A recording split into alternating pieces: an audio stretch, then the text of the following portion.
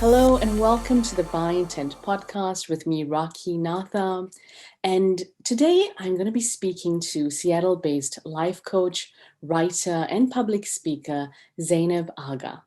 Zeinab has her master's in philosophy, and Zeinab is also a certified tiny habits coach.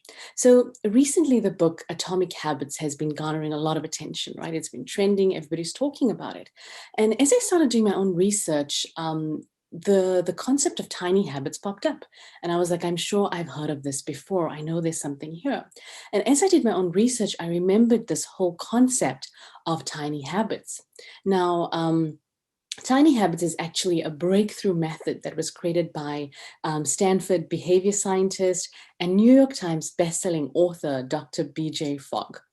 And it is through this research that I learned of Zeinab's work, and Zeinab has trained with the Tiny Habits Academy.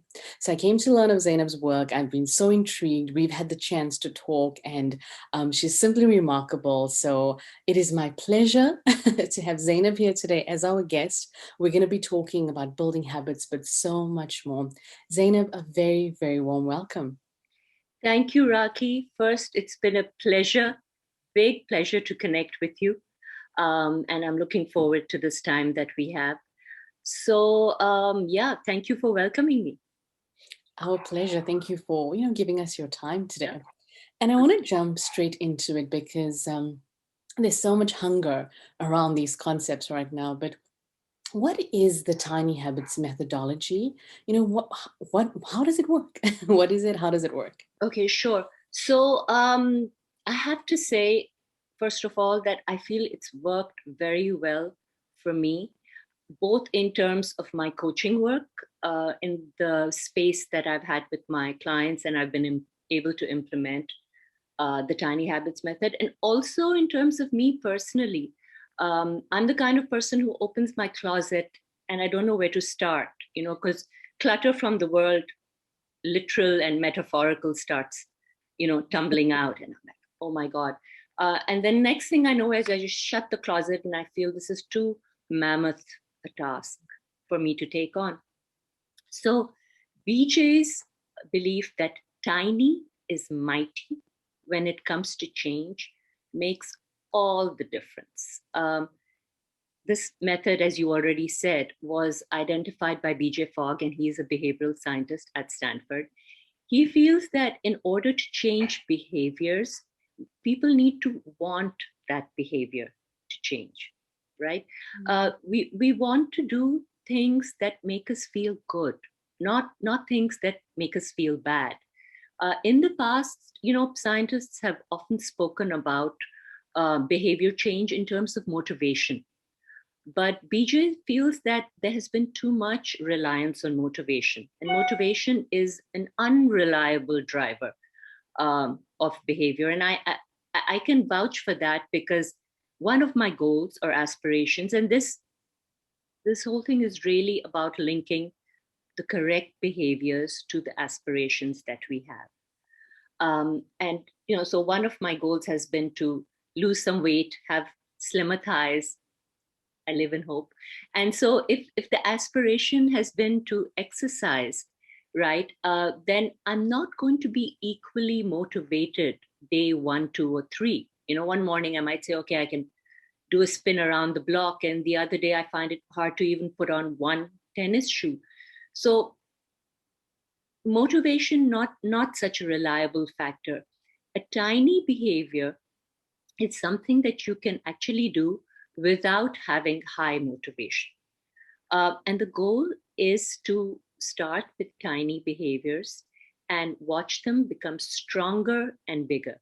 The plant metaphor is something that often comes up in this philosophy. Like, think about it like a seed, right? A small seedling, and then watch it grow into a mighty oak, the kind that you see in New Orleans, beautiful, strong things, majestic things, but they started somewhere very small. And the Fogg model says that behavior happens when motivation, ability, and prompt happen at the same time. So I'll try and give you an example. Supposing I want to make a donation to Doctors Without Borders, right? That's the behavior that I want. What are the three things that I need for this behavior to take place? I need to be motivated, right? Not in a big bad way, but I need some motivation. I need ability, and I need a prompt. The motivation is that I want to donate. The ability is that I actually have an app on my phone that makes it easy for me to do this. And the prompt is that I get a reminder, an email. So these three things, motivation, ability, and prompt, when they come together, behaviors happen. And that is what the Fogg model says.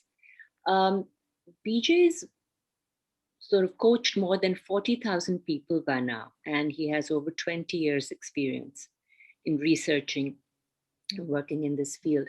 And he feels that one of the main reasons for anxiety, stress, and obesity, even in our society and culture, is that people have, they have goals, they have aspirations, but they're not adopting the right methods to get to those goals. So what do? We find that there's a painful gap between what people want to do and what they actually do. It's really worthwhile to sit back and think that a tiny behavior can grow into a big one. Choose a tiny behavior that requires little effort, that's easy to do, and that can be attached to a routine behavior to anchor it. Anchor is an important part of this method. So you choose a tiny behavior that you want to start with, and you find a routine behavior in your day that you anchor it with. And then we watch it grow and hopefully get closer and closer to our aspirations. Yeah, I love it. I think it's so important, and I wish it's a knowledge we kind of all had a long time ago, because willpower has, I think, failed a lot of us. Yeah. And it almost causes a cycle of guilt, right? And shame and all these negative emotions. Mm-hmm. That doesn't help you move past to actually do what you need to do either. So, Exactly. It holds us back in a big bad way. And the pandemic and the stress, a lot of the repressed stress that comes with it, that doesn't help. yeah. So this is actually, I think it's a beautiful method. It requires a clear pattern of thinking. And the idea is tiny is mighty. Start small and then watch it grow, Yeah, yeah. in a nutshell. I love that. I love that. And the cumulative power of doing things like that. There's little things that my husband and I changed in really Uh-huh. our food lifestyle, because, we needed to get healthy as Right, well and had a few goals around it. But yeah, I also felt very challenged, and, motivation certainly wasn't enough. And right. we started to find those environmental cues. And I think it's the prompts that maybe you're referring to. The anchors, Um, yes. yeah, the simple things about okay, we're not going to keep this, or we're going to replace this, Right. or we'll start with a little thing. And that has been remarkable, for us, for our lifestyle and what we consume. And so definitely I can speak to that. And Right. I mean, are we saying then, thinking about this model, if, for example, you have ability and motivation, but you don't have the prompt, Mhm. is that where the challenge that comes up, that you have less likelihood of succeeding? How Well, does that work? Yeah. so yes, that's where I think it's important to talk about anchors, right? Anchors in your routine that you identify with the small behavior. So the anatomy of tiny habits would look something like this: anchor moment, new tiny behavior, followed by instant celebration. One of the examples that Vijay actually gives is starting to floss. So instead of attempting to floss all your teeth one morning, how about starting with two teeth at a time? Now, adopting a new behavior is going to work when we identify an anchor in our regular routine that you can tie that up with. So a tiny habits recipe would look something like this. After I brush my teeth in the morning, okay, that's the anchor, because that's something that's a part of your daily routine. I will floss 2 teeth. Now, somebody would say, "What? 2 teeth? Why 2 teeth?" Because it's a beginning.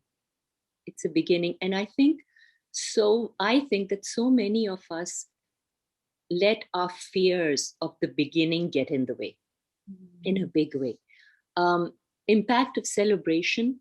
Celebration is something that I don't think comes easily to everyone. They find the concept of celebrating as part of this tiny habits recipe a bit like, okay, is it strange? At least I will speak for myself. I found it a bit strange. But if we think of brain chemistry, the positive emotions that a gesture of celebration creates, right? Hacks the brain chemistry. So I managed to floss 2 teeth, right? After I brush my teeth, I floss 2 teeth and I give myself a pat on the back, or I say, yay, or I make a smiley face.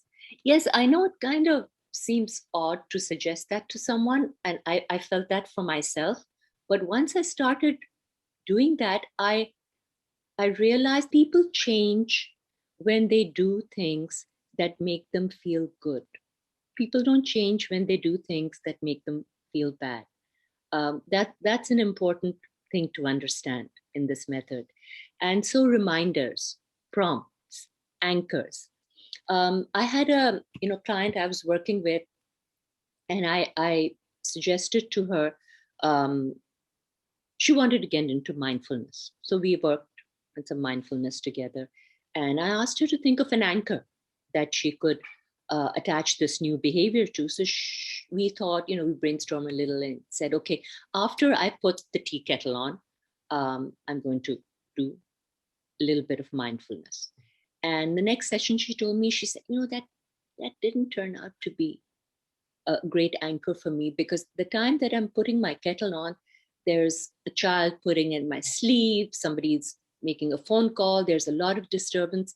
So then you amend, right? You amend, you change that. And then she found another anchor, which was after I wake up in the morning. It's always after something, right? Because you're looking for the anchor. So after I wake up in the morning, I will practice some mindfulness. And then she found, lo and behold, that is actually working. So feel free to amend those tiny habit recipes. Feel free to find an anchor that works for you. Don't be so quick to judge yourself and say, oh, ain't working, I'm not good enough, never getting rid of those ties. No, there's other ways, right? Reminders and prompts, yes, are essential. Yeah, no, I love it. I think this is so groundbreaking. This is how we should be thinking about behavior change. So I really do love it. And one of the things I was thinking about is, you know, as a coach, you work with so many people, and I'm sure hear so many stories and see so many patterns in behavior. What are some of the reasons that we develop just poor habits? Mm. Okay, so I have to be honest with you. I haven't been able to identify key patterns in why we adopt poor habits. But how about we look at it in the sense of the absence of one creates the presence of the other, i.e., if there's an absence of good habits, there is more of a likelihood of poor habits taking place. And I try and tell my clients as well that, the more tiny habits, the more beneficial tiny habits you can accommodate in your day, the less time or the less propensity you may have to fall into troublesome patterns. I'll give you an example. Say motivation. We've already spoken about how motivation can be an unreliable factor, right? And it can. So the tendency to not rely too much on high levels of motivation, to keep it small, to keep behaviors tiny. That might help. Another thing is, I think we need we really need to be kinder to ourselves. We need to be open to amending patterns that are not working. Um, BJ says that there are three very there are three important aspects in terms of uh, designing habits and change. One of them is don't judge yourself. The other one is break your aspirations into tiny behaviors. And the third is to embrace your mistakes as discoveries and move on. So maybe the reason for continuing poor patterns of behavior is that we are the absence of these three things, that we are not breaking down aspirations into tiny behaviors, that we are continuing to judge ourselves, and that can be so cruel. And thirdly, that we're not embracing our mistakes. Embrace them, move on, find another tiny behavior, find something that you can amend in your tiny habit recipe. Don't judge yourself, because change is going to happen, as we discussed earlier, and that's what BJ has said, when you feel good about yourself, not when you feel bad. So in answer to your question, I don't really know what creates poor patterns, but I would think that poor patterns could possibly be prevented by ascribing to more beneficial patterns, less judgment, more embrace of mistakes, and don't think, don't ascribe to huge aspirations like skinny in one day, closet cleaned in 1 hour. No, be, take tiny steps. Starter step is also part of this system. Be very, very tiny in how you start, and believe in the mightiness of tiny. I think if you feel that from your heart, it really works. Heart and mind both. Yeah, and you touched on, two words that I think we all are challenged with. I am as well, and one was celebration, and the second was self-compassion.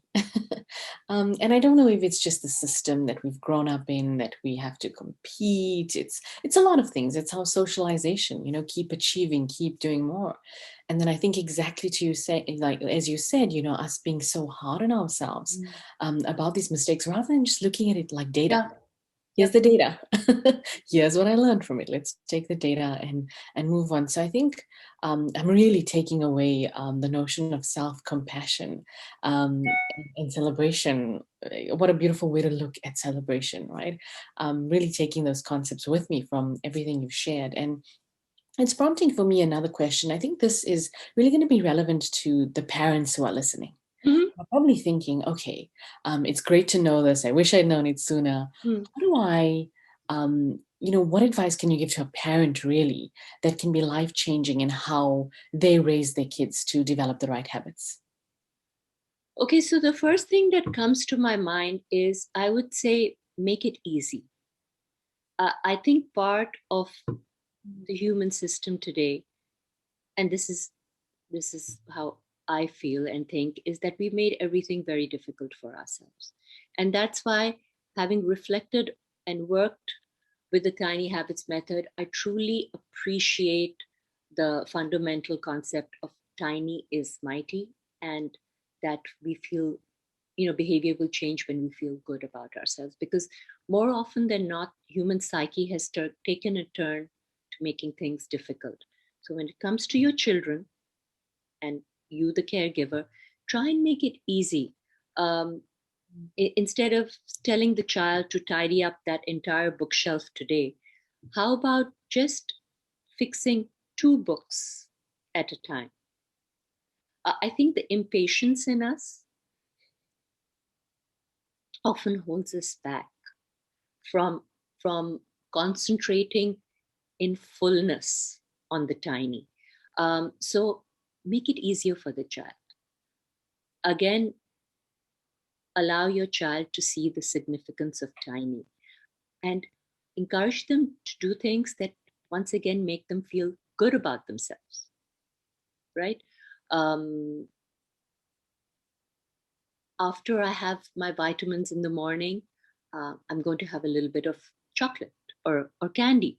So I'm not saying that all behaviors should be related to bad dental hygiene issues, which I'm advocating. No, I'm not saying that. What I'm saying is that don't make it hard for them. Um, Encourage them and guide them towards habits which are beneficial, of course, but also habits that they enjoy. Don't encumber them with onerous tasks. Just clean this whole thing up today. Do your entire homework in 1 hour. How about this?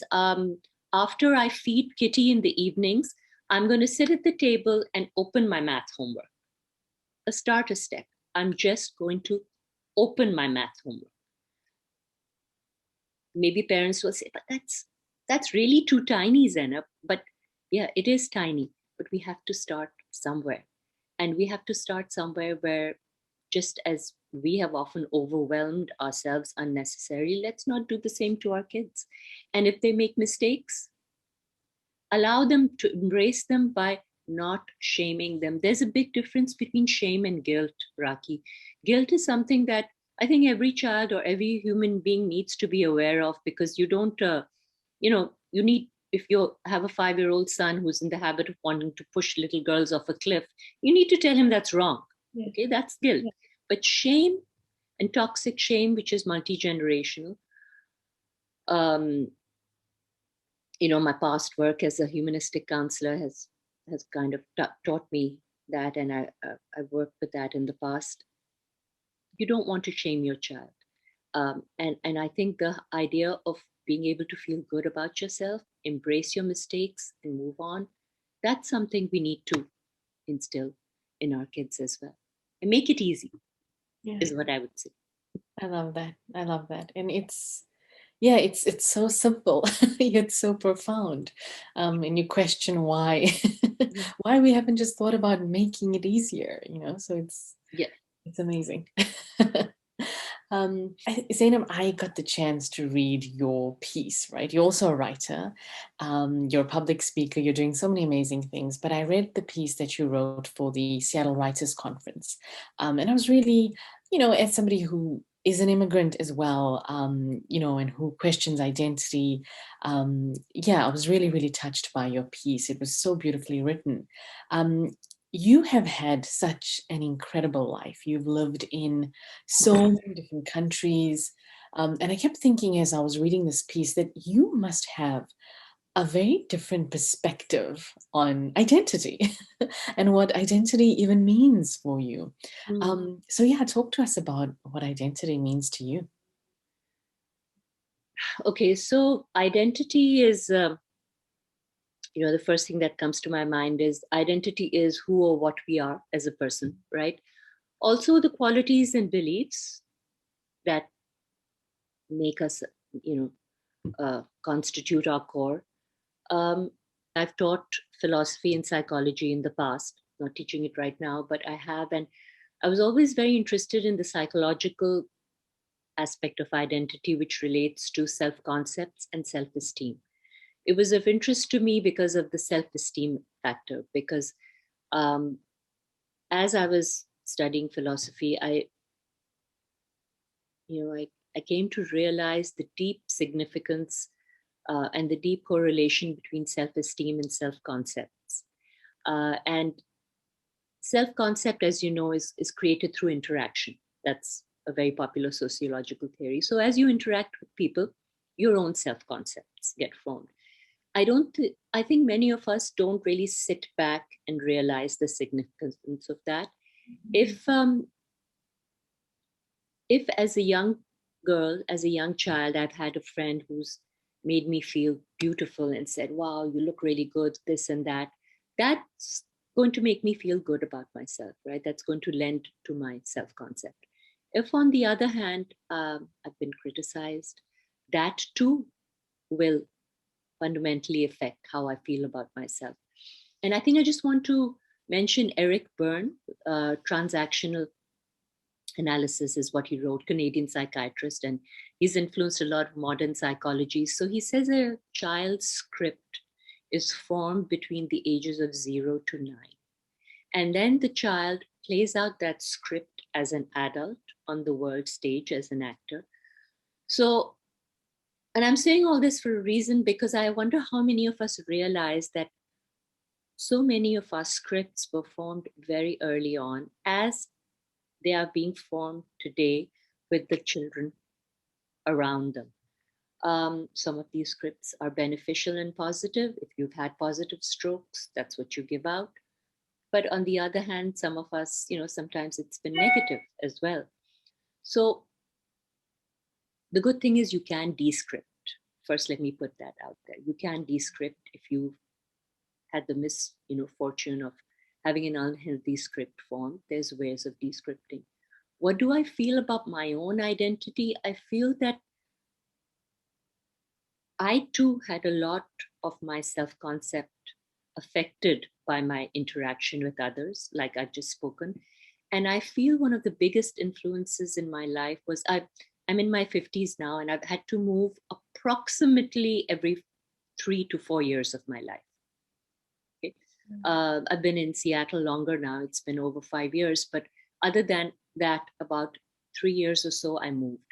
So, there was a constant shift around me of culture, of continents, of countries, of colors, constantly shifting. And in that movement, in that shift, I was shifting. I felt my identity. And so I see identity as something very fluid. But I really want people to know the power they have as they interact and shape other people's identities, especially younger people, especially children, because that stays with you unless unless you have access to either deep reflection, great friendships, counseling, coaching. You can get stuck with a lot of negative self-concepts. And there were times in my life then that I too was, my self-concept was rocked because of many a reason. But one of the best things you can do for identity is to give a child a nurturing home. And for that, I'm forever grateful to my mummy and my abbajan, as I call them, who made me, as we've just spoken about regarding tiny habits as well, who made me feel good and pointed me out to the right behaviors, tiny or otherwise, by making me feel good, not making me feel bad. So I just want to say that in terms of my own identity, I feel there was a lot of flux, a lot of change because of movement.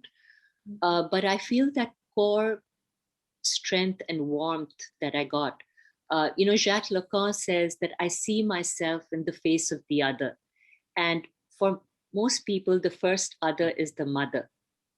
And yeah, I had an amazing one. So all the trials and tribulations that came my way, along with all the triumphs, and, obviously one is human, so they're both. Just that warmth, love, and unconditional positive regard. That made my identity easier. Mm. Oh, there was, yeah, so much resonating there. As you were talking about younger people, and I think that responsibility that you spoke about Yeah. in other people, and realizing, gosh, every interaction is formative. Especially when you're young, but Right. we impact others. Is so powerful. I mean, I think I'm going to sit with that today. It's And very powerful. It's scary almost. Yeah. it is, but it's so beautiful, and again, so powerful in us understanding that, and thinking about it in how we interact. So yeah, thank you. It's something for me to really reflect on today. I'm going to sit with that, and really think about that. But I think, yeah, coming back again to those concepts of feeling good, and the importance of that. And I mean, you mentioned this. It's your life story is so interesting. It's so incredible. Having moved, every 3 years. I mean, how many people get to experience that kind of life? even I mean, your writing is so fabulous, right? And I think I've only read one piece, but I think certainly that color and that experience, shows through in your writing, right? Thank you for Um, saying that. the gift you have there. But beyond identity, how else do you think your experiences in this life of having experienced so much in a very tangible way, not through books, not through a holiday travel, right, but Yeah. through very real experience with so many cultures, how else has that impacted you? Even, beyond identity, what can you share about this incredible life you've had?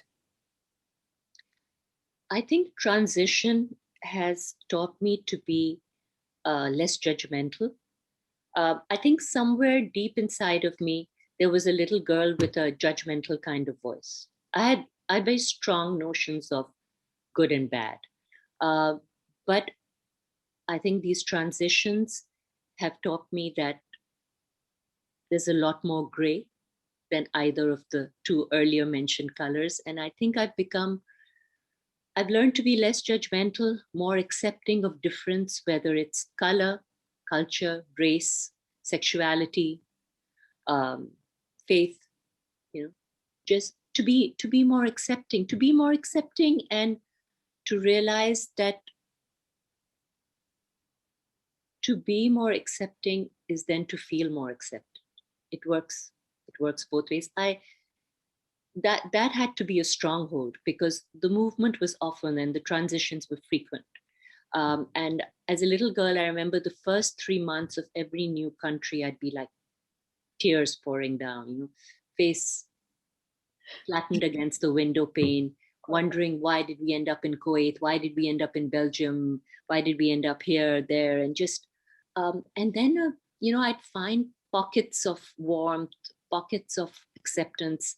To find acceptance, you have to accept, right? It's a two-way street.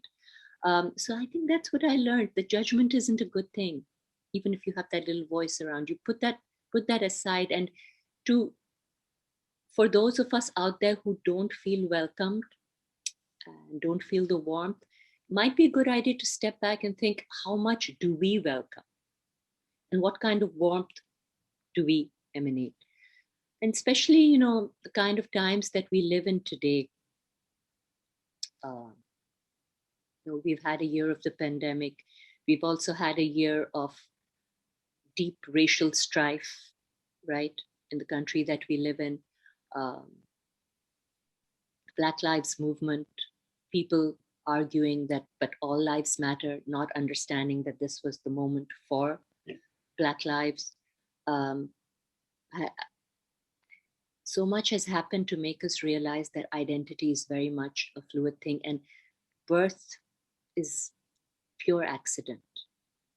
Birth is. My father would say this very often, that we don't choose who or what, where we are born. So how on earth can we pass judgment against other people?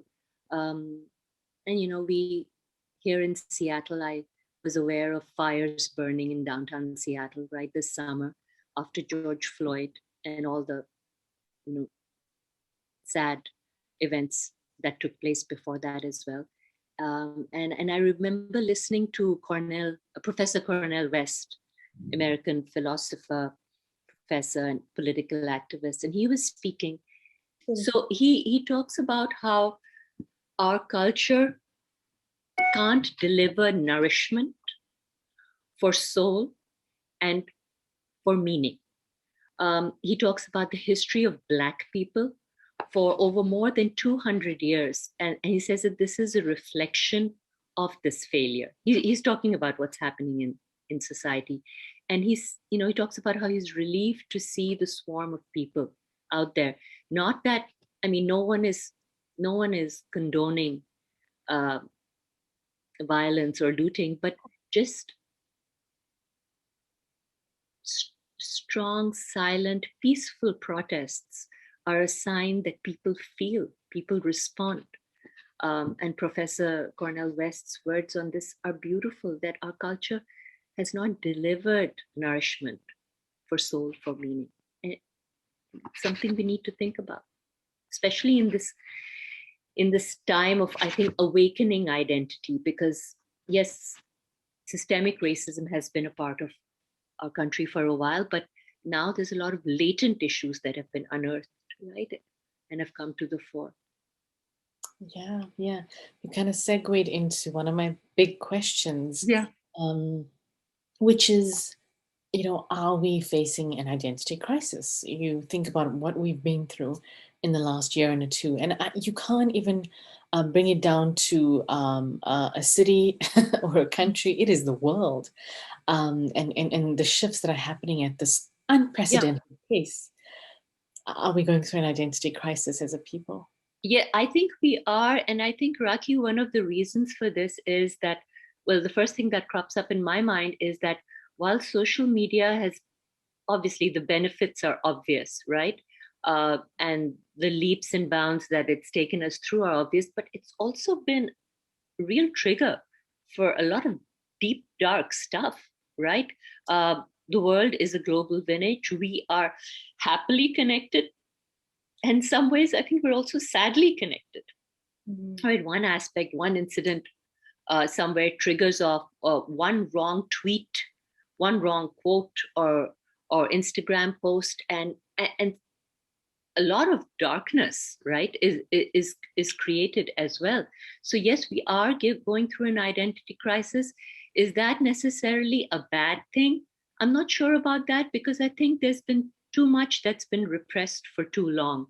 um, I often think of, during my teaching days, I would teach Freud's iceberg theory. And I do feel that it's been quite critical in terms of its influence on, again, modern psychology. Freud said that the human mind is like an iceberg. One quarter of the mind is our conscious mind, that's the iceberg above water, and three quarters is the unconscious mind, that's the iceberg below water. What, and that was like, first learned this at age 19. I was like, wow, that's an eye opener. So what's in this three quarters of my brain that I wasn't aware of? Well, there's all kinds of stuff. There's latent fears. There's sadly, in some cases, there's abuse, which can be physical, verbal, neglect, sexual, fantasies, so many things that are repressed and haven't seen the light of day. And something that I think, well, obviously there are many things that need to see the light of day, and then hopefully less neuroses will happen. But one of the things is what you've, I think, very sensitively asked: issues of identity. I think we need to talk about them. I witnessed teenagers over this summer of 2020, when, like you rightly said, not just in the US, but the world over, there was awakening of many issues, including identity, including race. Um, some beautiful, some ugly.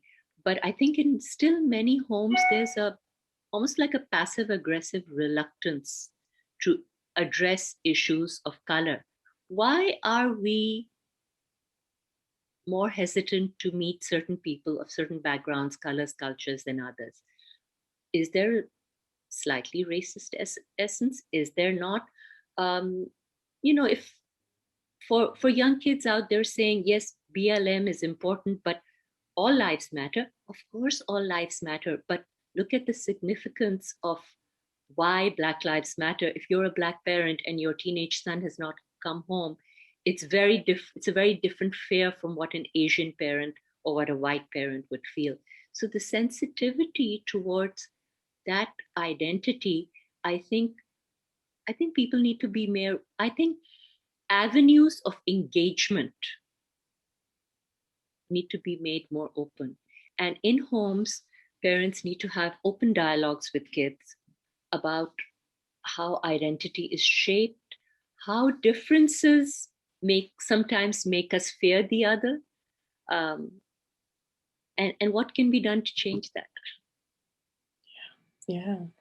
And it kind of prompted me to think about, um, I've done in the past a lot of work around unconscious bias, and teaching kids that that thing that you're experiencing is not necessarily reality or the fact. This is what's happening. Here's the psychology. Here's the, is so, Right.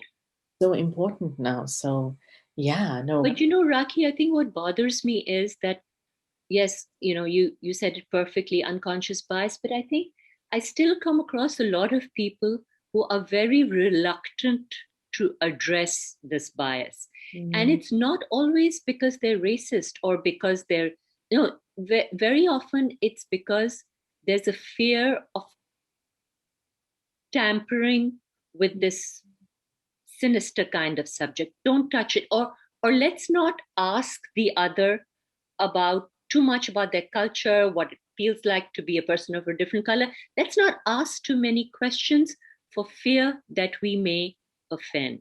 But where is that fear of offense coming from? I mean, maybe we take a little bit of therapy to get into that, but where is that fear of, why do you fear that you would offend? Are you automatically assuming that a brown or black person would be offended because they are inferior? Or where is that fear of offense coming from?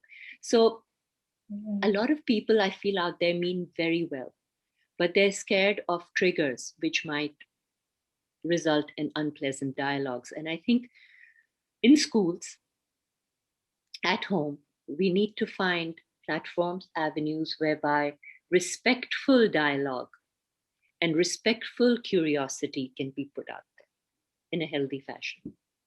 Yeah, no. Absolutely. I know we could we could talk about this for hours. Yeah. I cannot wait to have you over for dinner one day. I'm flying out tonight. And hours. Just exploring this, but you've taught us so much today. I know we are getting close up to time, but Yeah. do you think there's a possible, I mean, you're such an incredible poet as well. Is there any chance, would it make sense to read a little bit? Do you think we could still squeeze that in? Oh, okay. Well, if you have a minute or two, let me quickly see if I can find that. But before I read out anything of my own, I just want to read a couple of lines, and I feel this is Frost. I hope it is. Otherwise, apologies, Frost. I feel this is Frost. It's some of my favorite lines, which I think have so much to say about what we discussed. I just thought of it. It's nature's first green is gold, her hardest hue to hold. Her early leaves a flower, but only so an hour. Thus, as leaf subsides to leaf, and Eden falls to grief, as dawn goes down to day, nothing gold can stay. And my apologies if I've gotten the lines mixed up, but what I wanted to say was, when we were speaking about transition, that nothing gold can stay. And I think these lines are beautiful, right? Um, as leaf subsides to leaf and Eden falls to grief, as dawn goes down to day, nothing gold can stay. So we have to be prepared for transitions in life, the death of loved ones, movement to a country, passages of time that can't be recovered, but allow for those transitions and try and see some beauty in them. That's just something that I just thought of sharing. And Amazing. I hope I've got the lines right. Um, so this is a poem that I wrote called Ache. And again, maybe it makes sense to share this because it is I feel about identity and about belonging. It's called Ache, and while I remembered Frost by heart, this I don't remember, so I'll have to read it out. A mix of cultures I came to be, not confined, never meant to be. But this world, it darkens, it begs to define. In biased tones, my heart, my mind, black, brown, white, or more. I'm more than a color, I need you to know. In insidious whispers, they do say, we're different now, you and I. You can stretch your wings, but you may not fly. Stay close to your shores and do not blend. You are the stranger and not the friend. I must know my place in soft tones, they say. Choose your tribe, then walk away. From dry earth to warm flames of fire, from silken wet waters to winds lifting me higher. I am of the elements, can you not see? I soar high, do not define me. I fly above in a turquoise sky. I look down and I choose to be reflected below in a warm blue sea. Married to earth, yet I roam free. I really want to roam free. I could be the white in soft satin snow or the molten orange in a volcano. I could be travel through east and west. I could be all people searching for a place of rest. I can be night or day, dark or light, the cripple's cane, the blind man's sight. My soul is spilt over sands and seas. For remember, I was born of cultures, fierce and free. Today, I search for a safe, kind place beyond color, beyond race. Amazing. Thank you for Amazing. listening. Oh, that was exceptional. Thank you so much for sharing that. I think that poem, like I said, the piece that I read that you wrote, and just everything you've shared today. Um, Gosh, Zainab, you're such a light. I'm so excited to see everything you're going to do, and I think your words out there, because my word, they they belong out there because I think they can really move people. Um, and tell us, I know you're working on your book. Do you want to talk a little bit about what's kind of next or what we can watch out for? What is next is hopefully more work on the book because I am, like I mentioned, in terms of my closet and the clutter in it, I'm fairly disorganized. So maybe Tiny Habits is going to, other than my helping my clients with it in a big way, I want to help myself with it too, and it is working. So yes, what do we expect from me? Hopefully, the completion of the book, more writing, and more rewarding moments coaching, continuing to coach. That's incredible. And I will link your website to the description. That would be nice. Anything else you want to share about where people can find you? So yeah, the website would be great, and you're welcome to share my email address as well.